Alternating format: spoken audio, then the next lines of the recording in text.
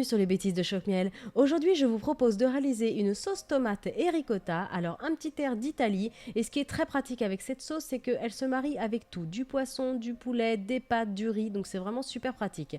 Allez, c'est parti. On va commencer la recette en taillant finement les légumes. Donc, on commence par la carotte. Ensuite, vous allez faire pareil avec le céleri. Donc, vous faites vraiment des tout petits dés. Et ensuite, on va faire exactement pareil avec l'oignon. Vous réservez. Ensuite, vous passez les tomates sous l'eau claire, vous les coupez en quartiers et à nouveau en deux, donc vraiment des gros morceaux. Vous les réservez. Maintenant, on va passer à la cuisson. Donc, soit vous prenez une sauteuse, une grosse marmite. Sur un feu moyen, vous allez mettre de l'huile d'olive et vous allez faire revenir vos oignons comme ça pendant 2-3 minutes avec du sel et du poivre.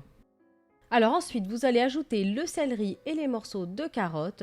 Vous mélangez bien et pareil, vous allez faire revenir pendant 2-3 minutes. Quand il y a une petite coloration, on va pouvoir y ajouter maintenant les quartiers de tomates. Vous mélangez bien à nouveau et ensuite on va ajouter un peu de sucre parce que bon, ce ne sont pas des tomates d'été donc elles vont manquer un peu de goût, de maturité et donc de sucre. Alors vous ajoutez une petite pincée, c'est vraiment pas obligatoire, hein. Ceux qui ne mangent pas de sucre, vous n'en mettez pas. Vous ajoutez ensuite soit de l'origan, du thym ou des herbes de Provence et ensuite on va ajouter du basilic frais.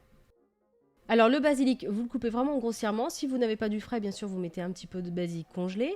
Et ensuite, vous allez remélanger délicatement. On met un couvercle, vous mettez le feu au minimum et vous allez laisser comme ça une vingtaine de minutes. Donc il ne faut vraiment pas ajouter d'eau parce que les tomates vont dégorger d'elles-mêmes, elles vont rendre plein d'eau. Donc vous n'ajoutez pas d'eau, vous les laissez 20 minutes.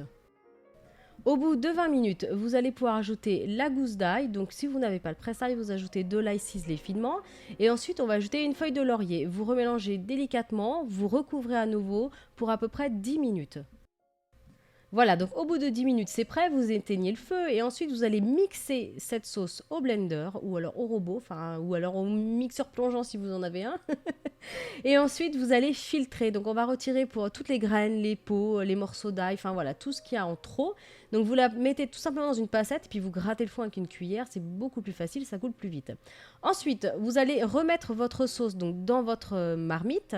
Et là, on va y incorporer la ricotta. Donc voilà, après il ne vous reste plus qu'à mélanger au fouet, vraiment pour bien l'incorporer. Et ensuite c'est prêt, donc vous pouvez servir avec du riz, du poulet, des pâtes, enfin vraiment tout ce que vous voulez. Voilà, en tout cas, je vous souhaite un bon appétit. N'hésitez pas à faire cette recette, à faire une photo et à me l'envoyer sur Facebook. N'hésitez pas aussi à liker et à commenter la vidéo. Vous pouvez aussi me suivre sur Twitter en cherchant Choc-Miel Cooking. Et bien sûr, vous abonner à ma chaîne. Je vous dis à bientôt.